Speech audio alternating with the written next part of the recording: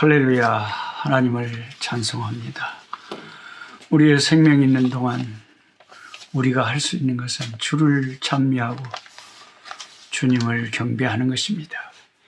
오늘 2020년 12월 5일 토요일 340번째로 성경 공부 베드로후서 1장에서 3장 베드로후서의 말씀을 공부하도록 하겠습니다. 저는 방금 슬픈 소식을 듣고 장례식장에 그냥 쏜살같이 달려갔다 왔습니다. 서울에 사는 아들이 아직 도착하기 전이었는데 제가 먼저 도착을 했네요. 태국에 선교사님으로 가셨다가 췌장암이 걸려서 다시 한국에 후퇴해서 그동안 2년 6개월 동안 의사 선생님은 한 6개월 예상했지만 2년 이상을 더 살다가 오늘 오후 3시경에 임종을 하고 한나라에 갔다고 남편 되시는 문항철 선교사님이 전화가 왔어요. 그래서 즉시 달려갔습니다. 불과 몇 주 전에 저희 벌교 집에 오셔서 벌교에 묻힐 땅을 구하러 오셨다고 그 얼굴에 희미한 미소를 지으시고 그때까지는 활동하시고 여기까지 오셨었는데 최근 며칠 동안 이제 많이 약해지셔가지고 오늘 하나님 나라의 소천 부름을 받았습니다. 사실 이 베드로후서를 읽어도 베드로후서 1장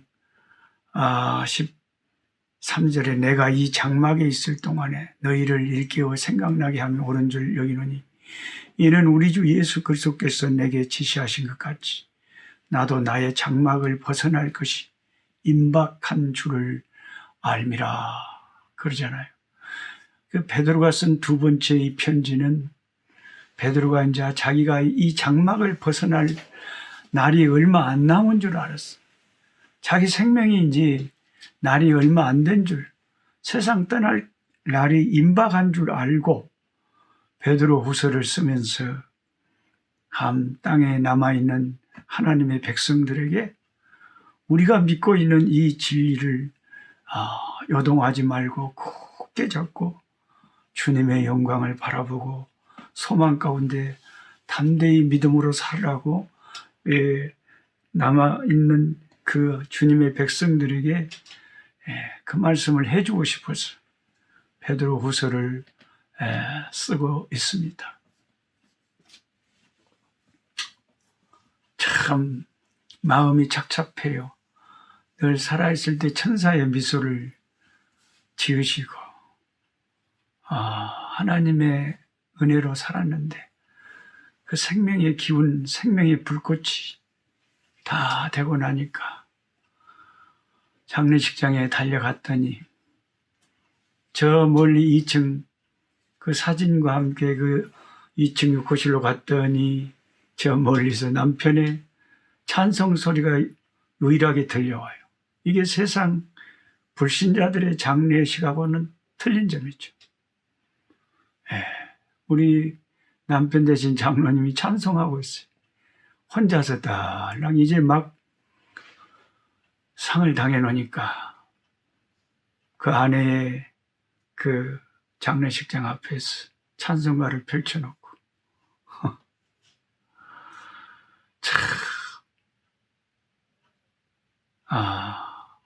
그 들려오는 낭낭한 남편의 찬송 소리를 듣고 장례식장을 들어갔습니다.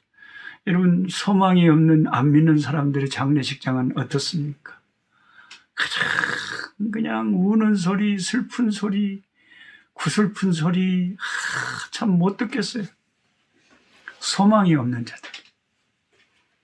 근데 예수 믿는 사람은 생명의 주님을 믿기 때문에 사람이 죽었는데도 깊은 잠에 들어갔다. 깊은 피곤한 생을 좀 마치고 깊은 잠을, 단잠을, 좀 오랜 잠을 잔다. 이렇게 생각을 하니까 마음이 평안하고 감사하잖아요. 우리가 하루 일과를 피곤하게 마치면은 푹 잠을 자는 게 좋잖아요. 인생의 수고를 이제 주님이 그치라 하시고, 갈 길을 마쳤을 때에 주님이 우리 육체의 수고를 그치라 하시고 쉬게 하시니, 그 쉼을 누리는 것이 우리의 죽음이라면 예수 믿는 사람이 생각하는 죽음의 의미는 전혀 다른 측면으로 다가오는 것입니다. 평생에 행한 일 돌아보니 부끄럼뿐이라 황송하나 아버지 사랑이 날 용납하시니 내 앞에 남은 길 오직 저 길. 인생의 갈 길을 다 달리고 주님이 이제 오라고 하신 날, 사도 베드로도 그 기가 막힌 헌신의 삶을 마치고 주님을 위해서 이제 순교의 날이 다가오고 있습니다. 그는 죽기 전에 우리에게 베드로서 1장에 신앙생활에 있어서 믿음만 있어서는 안 된다는 거지. 믿음에다가 다른 중요한 것들 많이 살을 붙이는데 5절에 너희가 더욱 힘써 너희 믿음에다가 뭘 하라 그러니까 덕을 세워라. 덕을 세워라. 믿음의 덕을 세워라. 그러니까 우리가 믿음 생활하면서 뭘 한 가지만 딱 내가 알고 있는 것만 알고 있으면 어리석은 거예요. 믿음의 세계는 참 심오한 세계입니다, 여러분. 내가 받은 은혜만 다 된 줄 알고 있으면은 그거는 잘못된 거예요. 참 하나님의 세계는 심오하고 깊은 세계예요. 우리가 믿음만 있어서는 안 되고 그 우리의 믿음에 뭐가 또 있어야 되느냐? 덕이 있어야 된다. 덕. 참 저분은 어떻게 저게 덕스러울까? 말하는 것이 참 덕이 있고 행동하시는 것이 영 덕이 있으셔. 덕이 많으셔. 다른 사람에게 피해를 안 주고 많은 사람들을 즐겁게 하고 유익하게 하고 선하고 덕을 세운다. 덕을 세우는 거죠. 칭찬받는 거죠. 덕이 있는 사람. 그 다음에 덕만 또 있어서는 안 된다는 거예요. 거기에 중요한 것이 지식이 있어야 된다는 거죠. 베드로서를 읽어본 전서나 후서나 사도 베드로가 지식이라는 단어를 굉장히 강조를 많이 합니다. 베드로 후서에도 한 10번 이상을 지식이라는 말을 강조해요. 왜냐? 만약에 지식이 없이 무조건 은혜, 무조건 믿음 하다가 이단에 빠져버리면 이거 누가 감당할 거냐 이거죠. 그래서 말씀에 대한 지식, 확실한 진리에 대한 지식, 교리에 대한 지식, 이런 지식이 분명해야 이 사람이 안전하고 건전한 신앙생활을 할 수 있는 거예요. 그래서 어떤 분들은 이런 엉뚱한 모르는 소리 할 수 있습니다. 지식이 뭐 중요해. 그냥 은혜가 중요하지. 그렇지 않습니다. 그러다가 아주 사특한 이단에 걸려 넘어지면은 그때는 성경적인 지식이 참 중요하구나. 그래서 그 노록수 목사가 매일 성경 공부를 해야 된다고 그랬었구나. 그걸 여러분 실감 날 때가 있어요. 이단이 얼마나 무서운 줄 알아야 말씀의 지식의 중요성을 깨닫는 거죠. 근데 베드로는 이미 성령 충만한 하나님의 종이기 때문에 이런 것을 미리 알고 믿음의 덕을 세워야 되고 덕에 뭘 세워야 되냐? 지식을 꼭 세워야 된다. 그러니까 여러분 교회 다니면서 나는 아무것도 몰라요. 그런 게 결코 자랑이 아닙니다. 열심히 배우고 있습니다. 매일 성경 연구하고 있습니다. 이게 정상적인 좋은 신앙이지. 내가 뭐 안답니까? 내가 목사도 아니고 그런 것이 아니에요. 모든 성도는 말씀에 대한 지식을 열심히 쌓아가야 돼요. 그 다음에 지식 위에다가 또 뭘 해야 되냐? 절제라는 것이 있어야 된다. 절제. 절제 위에다가 인내가 있어야 된다. 인내 위에다가 경건이 있어야 된다. 경건의 형제 위에, 형제 사랑, 형제 위에 사랑을 더하라. 이런 것이 너희에게 있어서 흡족한 즉 너희로 우리 주 예수 그리스도를 알기에 게으르지 않고 열매 없는 자가 되지 않게. 이런 열매들이 풍성하게 맺혀야 열매가 풍성한 신자다 이거죠.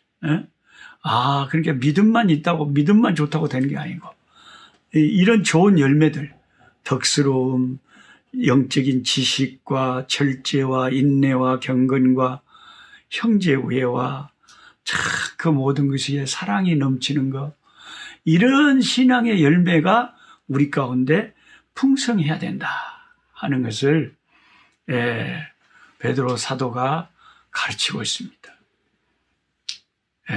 저는 이번 주일날 서울 압구정교회에서 설교를 하게 되어 있습니다만은 제가 기분이 좋은 것은 압구정교회만 가면 제가 좋아하는 존경하는 그 노은환 목사님을 배울 수가 있기 때문에 노은환 목사님은 참 사랑이 많으셔요. 사랑이 많으셔요. 이 사랑이 느껴져요. 가슴이 따뜻해지고 늘 챙겨주시고. 그래서 우리가 신앙생활을 다양하게 하지만 가장 중요한 열매가 하나님 사랑, 이웃 사랑 아닙니까? 다른 것이 다 있다고 해도 사랑의 열매가 없어버리면은 사실 안고 없는 찐빵이나 마찬가지, 불 꺼진 항구나 마찬가지. 가장 중요한 것이 없어버린 거죠. 그러면서 사도 베드로는 사도 베드로후서 2장에 이 발람의 길을 가는 자들을 경고하고 있어요. 발람의 길. 자, 2장 베드로후서 2장 15절 보면 그들이 바른 길을 떠나 미혹되어 부올의 아들 발람의 길을 따르는도다. 발람의 길을 따르는도다. 이 마지막 때에 미혹되는 사람 중에 발람의 길을 가가지고 미혹되는 사람이 와요. 여러분 아시다시피 구약 성경을 읽다 보면 발람이라는 거짓 선지자가 나왔죠. 이것은 참 선지자가 아닙니다. 이거는 완전히 복술가였고 아주 요망한 사술가였고 거짓된 선지자였는데 하나님의 이름을 팔아서 자기 이익을 탐하던 자였죠. 그는 15절에 불의의 싹스를 사랑하다가 하나님 기뻐하지도 않는데 이스라엘을 저주하는 명목으로 돈을 많이 준다고 하니까 그것에 눈이 벌어서 가고 싶어 했단 말이에요. 자기 불법으로 말미암아 책망을 받되 말하지 못하는 나귀가 사람의 소리로 말하여 이르되 이 선지자의 미친 행동을 저지하였느니라. 나귀가 다 이 선지자가 보지 못하는 하나님의 천사를 보고 나귀가 입을 열어서 이 어리석은 선지자를 꾸짖은 그런 일이 구약에 있었지 않습니까? 그 오늘날도 잘못된 신자들, 잘못되기 쉬운 신자들 중에 어떤 유가 있냐면 이 발람의 길을 가는 자들이 있어요. 발람의 길. 세상 욕심이 굉장히 강해가지고 신앙생활도 하긴 하는데 세상에 너무 빠져버려가지고 세상 욕심을 버리지 못하다가 세상에 이제 그 더러운 것에 다시 빠져버리니까 이제 경건의 능력을 잃어버리는 이런 안타까운 사람들이 있다는 것입니다. 그래서 20절에 이런 무서운 말씀이 있죠. 2장 20절에 만일 그들이 우리 주 대신 그 주 예수 그리스도를 알므로 세상의 더러움을 피한 후에 자, 예수님을 믿고 세상의 더러운 것을 피한 후에 다시 그 중에 얽매이고 또 세상 죄악에 져버리면 그 나중 형편이 처음보다 더 심하리니 의의 도를 안 후에 받은 거룩한 명령을 저버리는 것보다 알지 못하는 것이 도리어 그들에게 나으리라. 그러니까 차라리 예수의 은혜를 안 받고 죄악에 빠져 사는 그것이 차라리 낫지. 은혜를 받고 진리를 알고 십자가의 은혜를 힘입은 후에 다시 또 세상에 그 욕심에 벗어나지 못해서 세상으로 빠져들어서 다시 세상에 넘어져서 세상 가운데 거해버리면 그게 더 무서운 형편이 되어버린다는 거예요. 그래서 마치 22절에 속담에 있는 것처럼 개가 그 토했던 것에 돌아가고 돼지가 씻었다가 그 더러운 구덩이에 도로 누웠다 하는 말이 그들에게 응하게 된다 하는 것입니다. 그래서 이제 베드로후서 3장에 하나님의 날, 주님의 영광스러운 심판의 날이 이 온 하늘과 땅을 불로 다 태워버리고 세상을 심판하시고 예수 그리스도께서 다스릴 날이 분명히 다가오고 있으니까 하나님의 어떤 사람은 옛날부터 예수님 온다 그러고 안 오잖아요. 그런데 사도 바울이 하는 말은 여기 3장 8절에 사랑하는 자들아 죽게는 하루가 천년 같고 천년이 하루 같다는 이 한 가지를 잊지 말라. 주의 약속은 어떤 이들이 더디다고 생각하는 것이 더딘 것이 아니라 우리 주님께서는 한 사람도 멸망하지 않고 다 회개하고 구원받기를 원하시기 때문에 지금도 오래 참고 기다리시는 것이지 하나님은 천년이 하나님 앞에서 하루 같아요. 순식간에 지나가 버려요. 우리 주님은 오신다 했는데 왜 안 오시지 하고 방심하지 말라는 거예요. 주님은 오늘 아침이라도 순식간에 이 시간이라도 주님이 때가 되면 오신다는 거죠. 그러면서 사도 베드로는 순교를 앞두고 마지막 절에 오직 우리 주 예수 그리스도의 은혜와 그를 아는 지식에서 자라가라. 영광이 이제야 영원한 날까지 그에게 있을지어다 하고 하나님께 영광을 돌리면서 주님의 은혜 가운데서 성장을 하고 말씀의 지식 가운데서 성장해라. 지식이라는 것을 꼭 강조하고 있습니다. 우리 주 예수 그리스도에게 영광이 영원토록 세세무궁토록 함께 하시기를 소망합니다. 내일 요한 1서의 말씀을 가지고 또 찾아뵙도록 하겠습니다. 약한 자 힘주시고 강한 자 바르게 주한 자 정케함이 주님의 뜻이라. 해 아래 압박 있는 곳 주 거기 계셔서 그 팔로 막아 주시어 정의가